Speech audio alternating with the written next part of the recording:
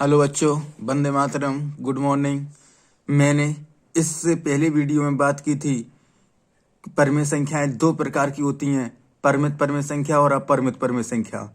देखिए, हम परिमित परिमेय संख्याओं को विस्तार से जानेंगे। परिमित परिमेय संख्या होती क्या है?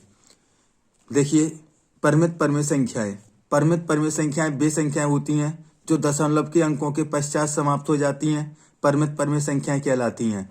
परिमित परिमेय संख्याएं क्या होती हैं? परिमित परिमेय संख्याएं वे संख्याएं होती हैं जो दशमलव के अंकों के पश्चात पूर्ण रूप से समाप्त हो जाती हैं।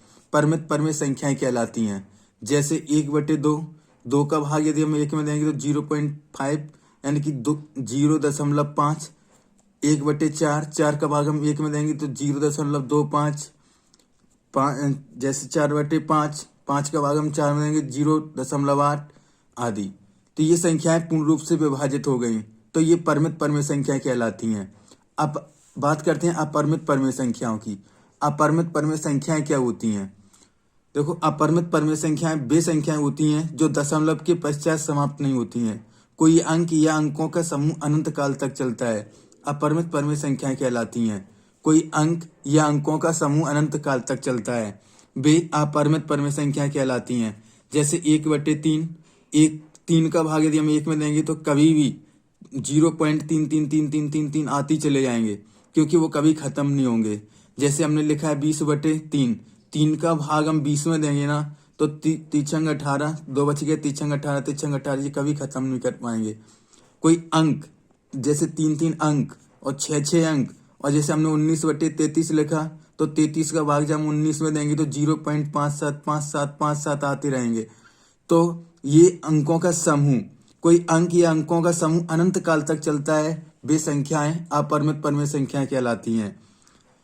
देखिए, जैसे हम नोट पढ़ें, नोट में क्या लिखा है? परिमित परिमेय संख्या एवं अपरिमित परिमेय संख्याओं का समुच्चय पूर्णांक संख्याएं कहलाता है। परिमित परिमेय संख्याएं एवं अपरिमित परिमेय संख्याओं का समुच्चय पूर्णांक संख्याएं कहलाता है। जैसे पूर्णांक संख्याओं की बात करें, जब संख्याओं को ऋणात्मक और धनात्मक संख्याओं द्वारा दर्शाया जाता है तो उन्हें पूर्णांक संख्याएं कहते हैं। जब संख्याओं को ऋणात्मक और धनात्मक संख्याओं द्वारा दर्शाया जाता है तो उन्हें पूर्णांक संख्याएं कहते हैं। जैसे अनंत, -4, -2, -1, -1, 2, 3, 4 ... अनंत। जब संख्याओं को, देखिए, पूर्णांक संख्याओं के बारे में चर्चा करें, जब संख्याओं को ऋणात्मक और धनात्मक संख्याओं द्वारा दर्शाया जाता है तो उन्हें पूर्णांक संख्याएं कहते हैं। जैसे अनंत, -4, -3, -2, -1, 0, 1, 2, 3, 4। देखो, ऋणात्मक और धनात्मक चिन्हों द्वारा दर्शाया जाता है तो उन्हें क्या कहते हैं? हम पूर्णांक संख्याएं कहते हैं। अब हम बात करते हैं पूर्ण संख्याओं की। पूर्ण संख्याएं क्या होती हैं? देखिए, पूर्ण संख्याओं की बात करें, पूर्ण संख्याएं क्या होती हैं? ऐसी संख्याएं जो शून्य से शुरू होकर अनंत तक जाती हैं, वे पूर्ण संख्याएं कहलाती हैं। ऐसी संख्याएं जो शून्य से शुरू होकर अनंत तक जाती हैं क्या कहलाती हैं? पूर्ण संख्याएं कहलाती हैं। जैसे शून्य से अनंत तक, शून्य से अनंत तक। तो हम बात करें आगे कि सबसे छोटी पूर्ण संख्या क्या होती है। देखिए, हम आगे चर्चा करें सबसे छोटी पूर्ण संख्या क्या होती है। तो सबसे छोटी पूर्ण संख्या अपरिभाषित है। वैसे बेटा, सबसे छोटी पूर्ण संख्या शून्य होती है, लेकिन कभी कभी एग्जामिनर क्या करता है कि एक शब्द देता है अपरिभाषित। अपरिभाषित इतना व्यापक शब्द है कि शून्य से भी बड़ा शब्द है। क्यों? कि अगर सबसे छोटी संख्या शून्य होती है, अगर कोई कुछ पूछ भी सकता है तो शून्य की वैल्यू बताओ, तो शून्य की वैल्यू नहीं है हमारे पास, इसलिए हम उसे लगाते हैं अपरिभाषित है। और अगर अपरिभाषित ऑप्शन नहीं देते हैं तो हमारा शून्य सही है। सबसे बड़ी पूर्ण संख्या क्या है? अपरिभाषित है। सबसे बड़ी पूर्ण संख्या कैसी है? अपरिभाषित है। सबसे बड़ी पूर्ण संख्या क्यों? क्योंकि अनंत की कोई वैल्यू नहीं होती, इसलिए हम उसको भी अपरिभाषित में रखते हैं। और अगर ऑप्शन में मुझे अनंत मिलता है तो हम अनंत लगाएंगे। उसकी हम बात करते हैं प्राकृतिक संख्याओं की। ऐसी संख्याएं जो 1 से शुरू होकर अनंत तक जाती हैं, प्राकृतिक संख्याएं कहलाती हैं। जो 0 से शुरू हो जाएं वे पूर्ण संख्याएं होती हैं, जो 1 से शुरू हो जाएं वो प्राकृतिक संख्याएं कहलाती हैं।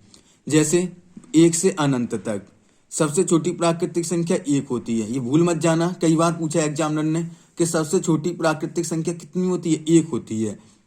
सबसे छोटी प्राकृतिक संख्या 1 होती है। सबसे बड़ी प्राकृतिक संख्या अपरिभाषित, क्यों अनंत की वैल्यू क्या है, अपरिभाषित में रखते हैं अनंत को। तो सबसे छोटी प्राकृतिक संख्या 1 होती है, सबसे बड़ी प्राकृतिक संख्या अपरिभाषित है। प्राकृतिक संख्याएं सम और विषम संख्याओं से मिलकर बनी होती हैं। प्राकृतिक संख्याएं सम और विषम संख्याओं से मिलकर बनी होती हैं। दो लगातार प्राकृतिक संख्याओं को जोड़ने पर विषम संख्या प्राप्त होती है। जैसे हम बात करें दो लगातार प्राकृतिक संख्याएं, जैसे हम 7 और 8 को ले लें, 8 और 7 15 होते हैं, 15 विषम संख्या है। जैसे हम 22 और 23 को ले लें, 22 और 23 25 होते हैं, 25 एक विषम संख्या है। कहने का मतलब ये है, जब हम दो लगातार प्राकृतिक संख्याओं को जोड़ेंगे ना तो हमें विषम संख्या प्राप्त होगी। इंपॉर्टेंट पॉइंट फिर समझ लें एक बार। सबसे छोटी प्राकृतिक संख्या 1 होती है, सबसे बड़ी प्राकृतिक संख्या अपरिभाषित है। प्राकृतिक संख्याएं सम और विषम संख्याओं से मिलकर बनी होती हैं। दो लगातार प्राकृतिक संख्याओं को जोड़ने पर विषम संख्या प्राप्त होती है। देखिए नोट पढ़ें, प्राकृतिक संख्याओं में अनेक संख्याएं शामिल होती हैं। पहले हम बात करें सम संख्याओं की, कि सम संख्याएं क्या होती हैं। ऐसी संख्याएं जो 2 के पहाड़े से पूर्ण रूप से विभाजित हो जाती हैं, सम संख्याएं कहलाती हैं। सम संख्याएं क्या होती हैं, ऐसी संख्याएं जो 2 के पहाड़े से पूर्ण रूप से विभाजित हो जाती हैं, सम संख्याएं कहलाती हैं। जैसे 2, 4, 6, 8, 10 ... आदि। हम बात करते हैं विषम संख्याओं की। विषम संख्याएं क्या होती हैं, विषम संख्याओं की चर्चा करते हैं। विषम संख्याओं की, तो विषम संख्याएं क्या होती हैं, वे संख्याएं जो 2 के पहाड़े से पूर्ण रूप से विभाजित नहीं होती हैं, विषम संख्याएं कहलाती हैं। वे संख्याएं जो 2 के पहाड़े से पूर्ण रूप से विभाजित हो जाएं, विषम संख्याएं, और वे संख्याएं जो 2 के पहाड़े से पूर्ण रूप से विभाजित न हो, वे विषम संख्याएं कहलाती हैं। इनके अंत में 1, 3, 5, 7, 9 जरूर आते हैं। ये विषम संख्याओं की सबसे बड़ी पहचान है कि कोई भी विषम संख्या दें, अगर अंत में 1, 3, 5, 7, 9 हो तो वह संख्या विषम संख्या कहलाएगी। इसके बाद आगे चलते हैं।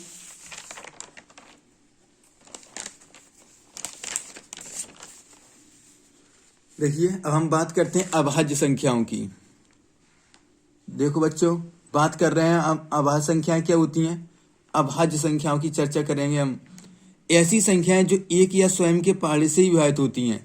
अभाज्य संख्या क्या होती हैं, ऐसी संख्याएं जो एक या स्वयं के पहाड़े से ही विभाजित होती हैं, वे अभाज्य संख्याएं कहलाती हैं। ऐसी संख्याएं जो एक या स्वयं के पहाड़े से ही विभाजित होती हैं, अभाज्य संख्याएं कहलाती हैं। वो अभाज्य संख्याएं बहुत ही मोस्ट इंपॉर्टेंट हैं, क्योंकि अभाज्य संख्याओं के बारे में एग्जामिनर बार बार पूछता है कि ऐसी संख्याएं या तो एक से कटे या स्वयं के पहाड़े से ही विभाजित हों, तो वे अभाज्य संख्याएं कहलाती हैं। हम अभाज्य संख्याओं के बारे में जानकारी लें। 1 से 25 तक की अभाज्य संख्याएं कितनी होती हैं बेटा, 9। 1 से 25 तक अभाज्य संख्या 9। 1 से 50 तक 15। 1 से 75 तक होती है 21। 1 से 100 तक 25। बहुत इंपॉर्टेंट है, 1 से 100 तक बहुत ही मोस्ट इंपॉर्टेंट है, क्योंकि कई बार पूछा है कि 1 से 100 तक। 1 से 100 तक अभाज्य संख्या कितनी होती है, 25। 1 से 25 तक 30। 1 से 50 तक 35। 1 से 75 तक 40। 1 से 200 तक 46। 1 से 300 तक 62। 1 से 400 तक 78। 1 से 500 तक 95 और 1 से 1000 तक 168 होती हैं। और 1 से 1000 तक 168 होती हैं। बहुत इंपॉर्टेंट है, 1 से 100 तक 25 और 1 से 1000 तक 168। 1 से 1000 तक कितनी होती है, 168। हम बात करें सबसे छोटी अभाज्य या रूढ़ संख्या 2 होती है। कभी कभी एग्जामिनर अभाज्य भी लिख देता है, तो कभी कभी रूढ़ संख्या भी लिख देता है। तो सबसे छोटी अभाज्य या रूढ़ संख्या कितनी होती है, 2 होती है। तो सबसे छोटी अभाज्य या रूढ़ संख्या 2 होती है। हम बात करें जुड़वा अभाज्य संख्याओं की। जुड़वा अभाज्य संख्याएं क्या होती हैं। देखिए, ऐसी संख्याएं जिनके बीच एक संख्या का अंतर होता है, वे जुड़वा अभाज्य संख्याएं कहलाती हैं। ऐसी संख्याएं जिनके बीच एक संख्या का अंतर होता है, वे जुड़वा अभाज्य संख्या कहलाती हैं। जैसे 3 से 5, 5 से 7। 3 से 5 एक संख्या का अंतर है, 4 नहीं है। 5 से 7 एक संख्या का अंतर है, क्या नहीं है, 6 नहीं है। तो 1 से लेकर 100 तक कुल 8 जुड़वा अभाज्य संख्याएं होती हैं। 3, 5, 5, 7, 11, 13, 17, 19, 28, 29, 31, 41, 43, 59, 61, 71 और 73। इन्हीं 8 जोड़ों को हम जुड़वा अभाज्य संख्या कहते हैं। तो जुड़वा अभाज्य संख्याएं कितनी होती हैं, 8 होती हैं। कैसी, 3, 5, 5, 7, 11, 13, 17, 19, 29, 31, 41, 43, 59, 61, 71 और 73। इसके आगे चलते हैं, हम आपको ले चलते हैं। हम बात करते हैं अब भाज्य संख्याओं की। अब अभाज्य संख्याएं देख ली हमने, क्योंकि जो एक या स्वयं के पाले से विभाजित हों वे अभाज्य संख्याएं। जुड़वावाद संख्याएं जिनके बीच एक संख्या का अंतर हो जुड़वावाद संख्याएं। 1 से 100 तक अभाज्य संख्याएं 25, 1 से 1000 तक अभाज्य संख्याएं 168। अब देखते हैं हम भाज्य संख्याएं, यौगिक संख्याएं या संयुक्त संख्याएं। एक ही संख्याओं का नाम है, या तो भाज्य संख्याएं, यौगिक संख्याएं, संयुक्त संख्याएं। वे संख्याएं जो एक या अपने अलावा अन्य संख्या से विभाजित हो सकें। वे संख्याएं जो एक व अपने अलावा किसी अन्य संख्या से विभाजित हो सके भाज्य संख्याएं कहलाती हैं। जैसे 2, 4, 6, 8, 10, 15, 27, 35, 32। ये संख्याएं क्या होती हैं? जो एक या अपने अलावा किसी अन्य संख्या से विभाजित हो सके। कैसी कहलाती हैं? भाज्य संख्याएं कहलाती हैं। हम बात करते हैं असहभाज्य संख्याओं की। असहभाज्य संख्याएं जब दो प्राकृतिक संख्याओं का मासा एक हो। असहभाज्य संख्याएं क्या होती हैं? जब दो प्राकृतिक संख्याओं का मासा एक हो तो वे दोनों संख्याएं असहभाज्य संख्याएं कहलाती हैं। जैसे 2 और 5। 2 और 5 का महत्तम समावर्तक कितना होगा भैया? 1 होगा। 3 और 7 का एचसीएफ लेंगे नाम तो 1 आएगा। 4 और 9 का एचसीएफ लेंगे तो 1 आएगा। तो ये संख्याएं कैसी हैं? असहभाज्य संख्याएं। तो दो प्राकृतिक संख्याओं का मासा एक हो तो वे दोनों संख्याएं असहभाज्य संख्याएं कहलाती हैं। बात करते हैं पूर्ववर्ती संख्या की। पूर्ववर्ती संख्या क्या होती है? दी गई संख्याओं के ठीक पहले की संख्या पूर्ववर्ती संख्या कहलाती है। दी गई संख्या के ठीक पहले की संख्या पूर्ववर्ती संख्या कहलाती है। 752 की पूर्ववर्ती कितनी होगी? 751। क्यों? क्योंकि दी गई संख्या के ठीक पहले की संख्या पूर्ववर्ती संख्या कहलाती है। 751 की 752 की पूर्ववर्ती संख्या क्या होगी? 751 है। अब हम बात करते हैं अनुवर्ती संख्या। दी गई संख्या की ठीक बाद की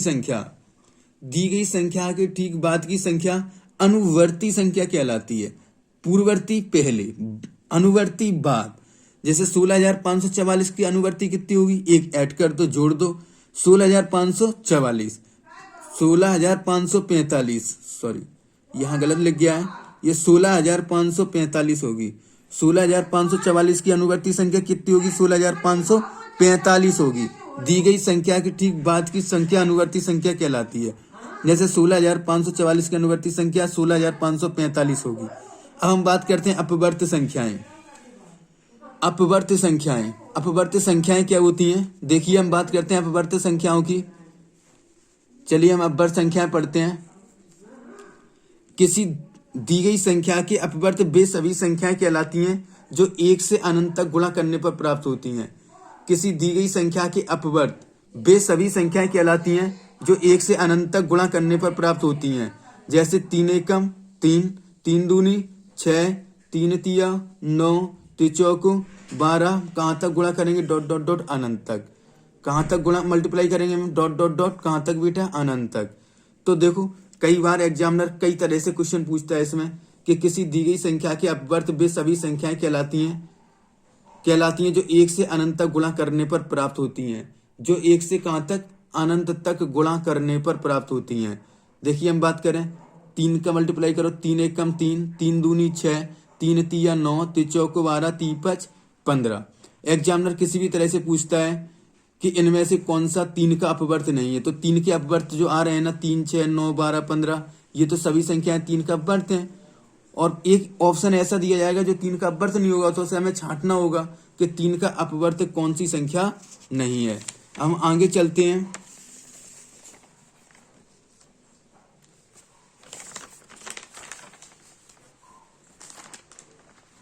देखिए हम बात करते हैं लास्ट डेफिनेशन की, यानी कि अपवर्तक संख्याएं।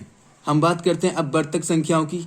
किसी संख्या का 1 से लगातार जितनी संख्याओं में पूर्ण भाग लगता है वे सभी संख्याएं दी गई संख्याओं का अपवर्तक कहलाती हैं।